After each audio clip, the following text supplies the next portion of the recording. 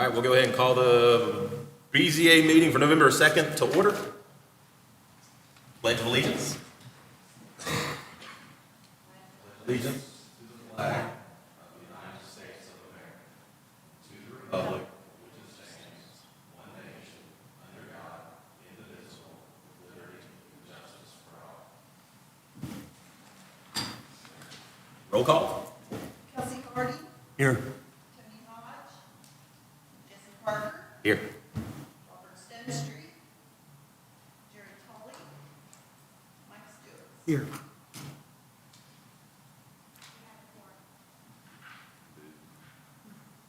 Move on to the next item of the agenda, or not on the agenda, sorry.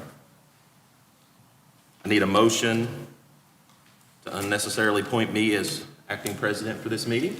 I make a motion that we appoint. I make a motion that we appoint Mr. Parker as president of our meeting tonight. I second that motion. All in favor? All in favor? Aye. Aye.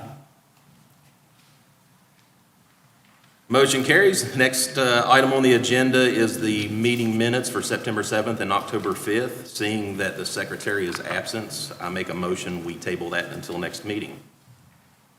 I'll second. All those in favor? Aye. Aye. Motion carries. Next item on the agenda is the public hearing. Open the public hearing and request if there's any conflicts of interest. Seeing none, staff? All right, good evening, everyone. FBD LLC has submitted a zoning variance application for parcel 95 of tax map 162. Two variances from Article 600.05A of the zoning ordinance are requested. This article requires the minimum lot area for a single-family home be 6,600 square feet. The applicant requests a variance reducing the square footage minimum requirement to be 5,400 instead. This article requires the minimum lot width at the building setback line to be 60 feet for a single-family dwelling. The applicant requests a variance reducing the minimum lot width requirement at the setback line to be 40 feet instead. The subject property is proposed to be developed as an additional section of lots off Ruffner Circle and as an expansion of the existing major subdivision named Alexander's Place in Fraser's Bottom, West Virginia. The main zoning ordinance provisions by which tonight's application is to be considered are Articles 150, 600, and 2100. The zoning ordinance defines variance as a modification of the strict terms of the relevant regulations of this ordinance where such modification will not be contrary to the public interest and where owing to conditions peculiar to the property that are not the result of the action of the applicant, a literal enforcement of the regulations would result in unnecessary and undue hardship. On your facts section, you'll see that the application and disclosure statement are included as attachment A. Alexander's Place major subdivision is accessed by the private subdivision road, Alexander's Avenue, which intersects with Putnam Business Park Drive, that's Route 35/29, and Ruffner Circle is off Alexander's Avenue. Alexander's Place received final plat approval for certain lots in 2021 and has been constructing single-family residences for sale since that time. Phase 1 approval equals 52 lots. Phase 2 will include up to 42 more. Phase 1 and 2 lots meet or exceed the minimum zoning requirements of 6,600 square feet and 60 feet lot width at the front setback line. Attachment B shows a portion of the approved Phase 1 location, which highlights the beginning of Ruffner Circle. If the variances are approved, the applicant intends to request approval from the Planning Commission to develop a new 26-lot plus or minus section of Alexander's Place for additional single-family homes. Ruffner Circle will be Phase 3. A preliminary layout plan of the proposed Rough North Circle is included in Attachment C, and a full-size sheet is laying there at the table for anyone who's interested to see. 2 zoning maps are included as Attachment D. One is zoomed in more and the other one zoomed out. The subject parcel is outlined and is zoned C1 Suburban Commercial. The parcel is directly abutted by the following. Parcel 17 is a 67-acre tract which is tax classed as an active farm and is zoned RR Rural Residential. All parcels with the tax map 162G designation are single-family residential lots within the subdivision. Further subdivision development and home construction remains active by the applicant. These parcels are zoned C1. Parcel 94 is a 36-acre vacant tract, which is also owned by the applicant. This parcel is currently zoned C1, however, is in the rezoning request process to potentially become C2 high-density commercial. Parcel 30 is a 71-acre tract that is mostly woodlands.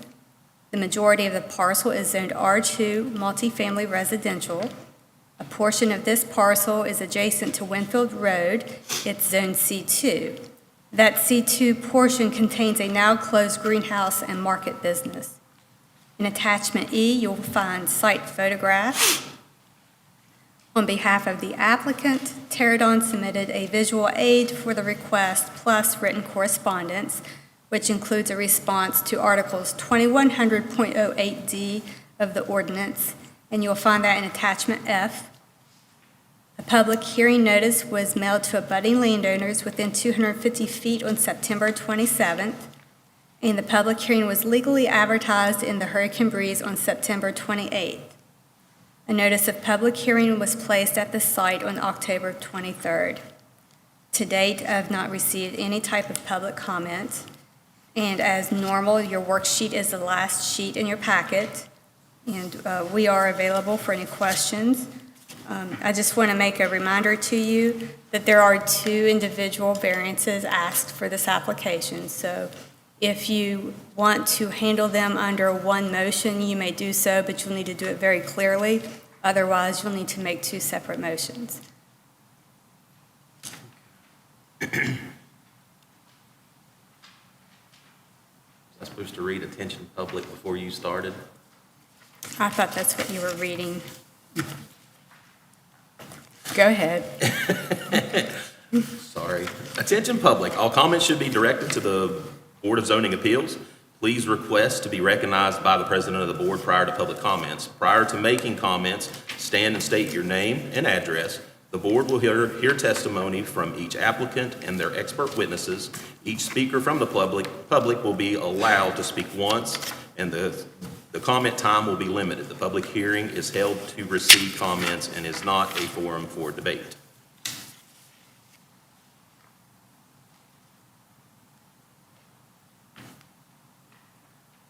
So with that, you're complete. Does the applicant have any comments?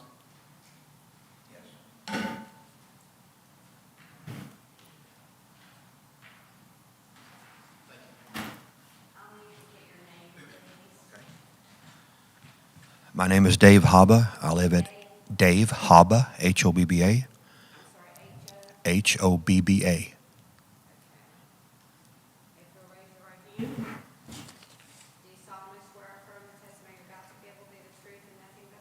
I do.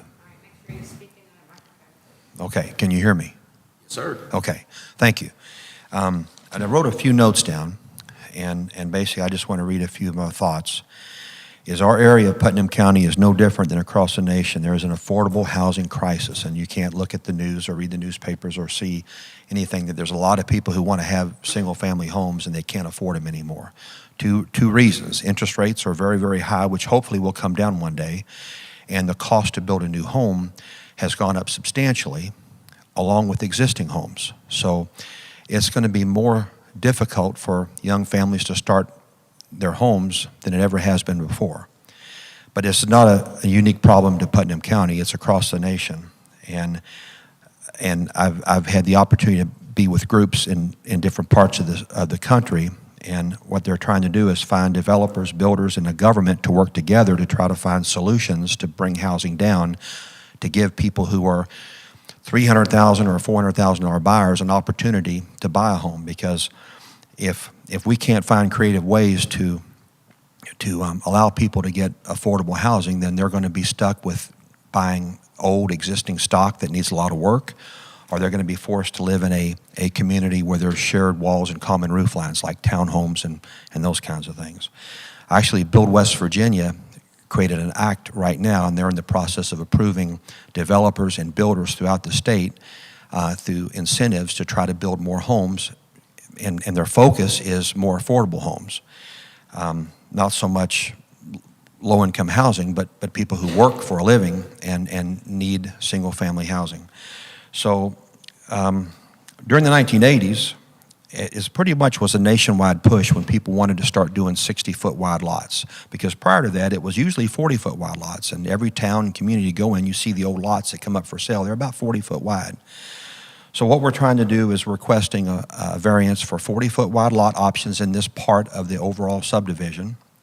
And then we wanted to also request, instead of the standard 6,600 square foot, get that down closer to 5,400 square foot per lot. And this will save about $18,000 in the lot home purchase and allow us to get as close to $300,000 as we can for single family. And the current ordinances that we have in Putnam County would allow me to increase the density a great deal and put shared walls and common roof lines, similar to what PP&J is doing down the road here in Winfield. But not everybody wants a shared wall and a common roof line. Some people want a backyard and they want a fire pit and they want their kids playing in the yard. That's what we're trying to do. We got an opportunity to do 26 lots and 26 single-family detached homes. And I feel, well, our group feels like it's the biggest need that Putnam County has, is to try to deliver new single-family detached homes for sale as close to the $300,000 level as possible. The property right now, the way it is, we could put the heavy density in there for shared walls and common roof lines. We could even build, because it's C1, we could even build another Devonshire.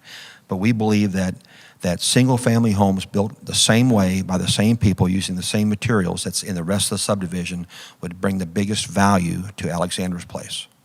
So we're respectfully asking for your variance. Do you have any questions for me? I do not.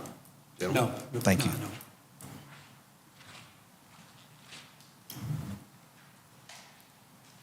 Is there anyone else wanting to speak for the applicant?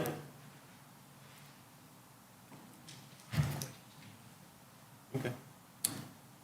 Melissa, do we have anybody else developing subdevelopments now with 40-foot wide lots? No. Have we ever allowed a whole subdevelopment to go in on a 40-foot wide lot? Not that I recall. So basically, we're being asked to amend or give variance on something that could come back and bite us in the hiney later on, because we do it once, we're going to have to do it. So that's my concern. I mean, years and years and years, we've never been allowed to do this on a single-family home. Yep. My concern is, if we do it now, we're going to have to do it later on down the road, or we're going to be in lawsuit. The only lots that I can think of, which would be smaller than the 60, especially in the zoned area, maybe like a duplex, townhome, along those lines. I went through the books of the history of the BZA to see if I could find something similar in a request, and I just could not. This will be the first time that a subdivision will potentially be designed around a variance for lot size like that, a whole section of lot size and frontage. It's up to you all. Okay. That's all I need to know. Thank you. Forgot another item. item. Is there any public comment? Rebuttal?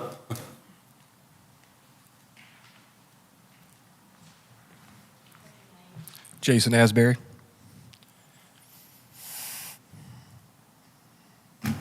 solemnly swear and affirm the testimony you're about to give will be the truth and nothing but the truth? Yes, I do. Appreciate you guys giving me the opportunity. I am the engineer for Mr. Hava and obviously work in more areas and more states than just here in Putnam County. And to Mr. Stewart's point, you probably will see this more. This is starting to become the norm because, as Mr. Hava stated, you can't do affordable housing. And when I say affordable housing, not low income, but with larger lots. I mean, we used to do this all the time in Pennsylvania. You see it in Virginia. You see it in more advanced areas to do smaller lots, bigger homes. That's what the market is driving. We have a responsibility to answer what the market is asking for, and that's why we're here tonight. And it's, as Mr. Hava said, I mean, he's going to build the same level of housing as he already has in AP.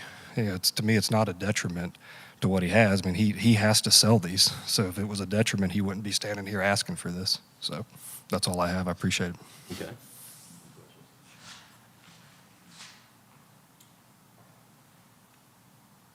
I'd like to make some comments because I'm really concerned. I like the idea. I think it's something we should do, but we're setting a precedent here.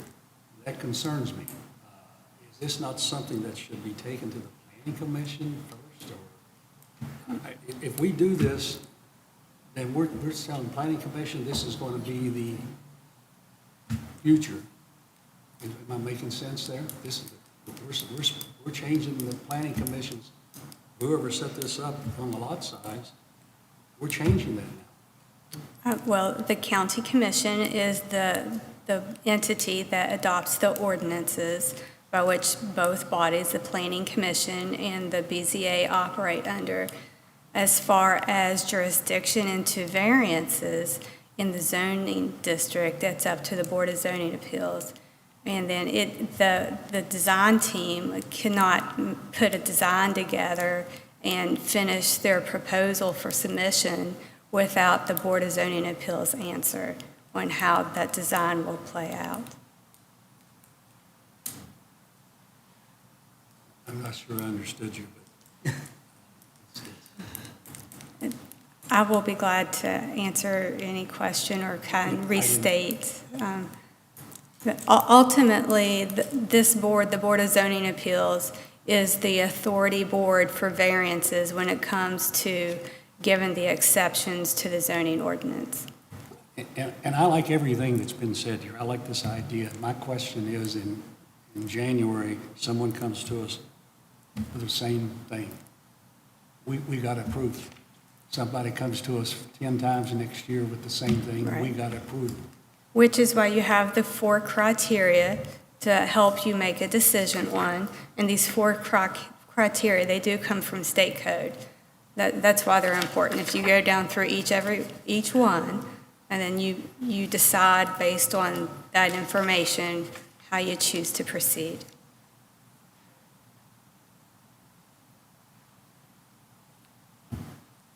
I'd like to motion that we table this until we can get more of the members together to go over this and really have a chance to think it through.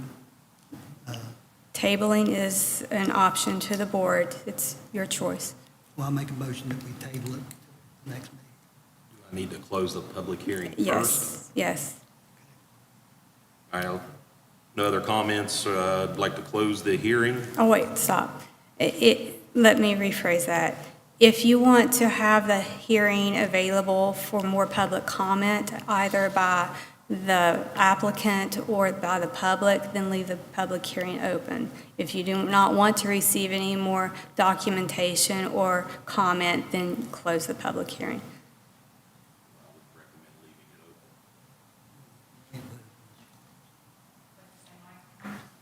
Oh, I'm just whispering. Helping you out. Can a motion be made? Yes. Okay, I'd like to make a motion to table this until we have our 2 legal experts on the board here have a chance to look at this also. I would feel much better knowing that we're not setting a precedence tonight that's going to come back and harm us later on down the road. We have a motion, we have a second. I second the motion. All those in favor? Aye. Aye.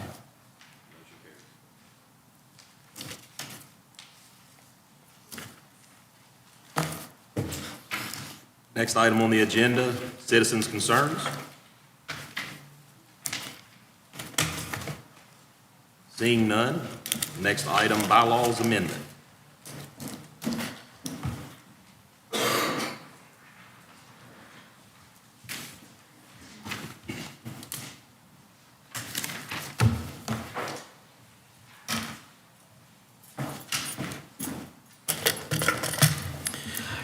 Thank you, Mr. President. This will be the third and final reading of the proposed amendment to the Board of Zoning Appeals bylaws. Article 3, Section 1 of regular meeting. Proposed amendment is as follows. The Board of Zoning Appeals shall meet monthly whenever there is an agenda item for their consideration, but at a minimum shall hold a meeting quarterly. As said quarterly meeting is required to fulfill West Virginia Code 8A-8-5, and if there are no agenda items to be discussed at said meeting, the meeting may be held virtually or telephonically, provided the board members can hear each other and the public can hear the board members. The regular meeting of the Board of Zoning Appeals shall be held on the second Thursday of the month at the Putnam County Courthouse located at 12093 Winfield Road, Winfield, West Virginia. If the second Thursday of the month shall fall on a holiday or any other day when the Putnam County Courthouse will be closed, the regular meeting of the month shall be held on the first Thursday of the month at the same location. Then skip over to Section 4 of the same document, telephone and video conferencing attendance at meetings. In order for a member to serve until a final determination is made in a matter, a member may attend a meeting by telephone or video conferencing if they attended the heard evidence at a meeting when action was postponed or tabled and are unable to attend the future meeting when action is to be taken. They must inform the secretary of their absence at least 2 days in advance of the meeting so arrangements may be made for electronic attendance. During the meeting, the member must be recognized by the presiding officer in order to obtain the floor, make motions, and debate. This is the addition. The board member attending the meeting by telephone or video conferencing must be able to hear the other board members and be heard by the public. This has been read 2 other times to the Board of Zoning Appeals, and each time it was received favorably. This is the 3rd time, so if you wish to accept this amendment to your bylaws, make a motion, a second. If we have a 2/3 vote, we can make this amendment. Okay, I move that we accept I the second. changes to the bylaws. We have a motion and a second. All those in favor? Aye. Motion carried. Staff report. Okay. As of right now, we do have a scheduled meeting on December 7th, but we do not have an agenda item yet. Do now. Do not, yeah, Yes, as of right Do now. now. Anyway, yeah, okay. Good point. I would like to take this opportunity to inform the board of a project that the office is working on. We are in the process of updating the comprehensive plan, which I would like to read a brief description of this project. The Office of Planning and Infrastructure is in the process of updating the Putnam County Comprehensive Plan document for the year 2024 and beyond. West Virginia Code dictates that the plan must be updated every 10 years. The comprehensive plan document was last updated in 2014. The comprehensive plan document presents a narrative of the current conditions of Putnam County. The narrative showcases both areas in which Putnam County has excelled and issues that could be improved upon. The plan provides guidance for decision-making by highlighting community goals. Each section offers actions for achieving the community vision. The comprehensive plan is a tool to help facilitate the achievement of the community goal of continuing the vision of improving the quality of life to make Putnam County a better place to live, work, and play. To update the plan for 2024 and beyond, this office is soliciting comments from the residents of the county. The following are topics of inquiry relative to the public's level of satisfaction regarding growth the county has experienced in the last 10 years, the county's transportation infrastructure, such as roads, bridges, public transit, the county's utility infrastructure, such as water, sewer, internet, gas, the quality of life in the county's public safety services, such as the Sheriff's Department, EMS, fire, the economic development the county has experienced in the last 10 years. We're using the Putnam County's new website, which is under construction, and more specifically, this office's individual page to obtain opinions and priorities from the residency via a user-friendly public input questionnaire. The questionnaire can be accessed via a link on the county's new website, which allows the user to answer the questions posed above, the ones I just read, in a ranking system, with 1 being very dissatisfied and 5 being very satisfied. There's also a comment section that accompanies each question so the participant in the survey can expand upon their rankings with specific statements. The Office of Planning and Infrastructure encourages each resident of Putnam County to make their voices heard by visiting www.putnamcountywestvirginia.gov, which is currently in the soft opening phase. It's not official yet, but it probably will be up and open for everybody in the next couple weeks. From the county's landing page, you can access this office's specific page where the public input questionnaire can be quickly and easily completed. Your rankings and specific comments will be tabulated relative to each question and forwarded to our office for review. Our goal is to update the county's comprehensive plan for 2024 and beyond with emphasis on the citizenry's opinions and priorities. So I just wanted to get that out there and get it on the record so the public is becoming aware that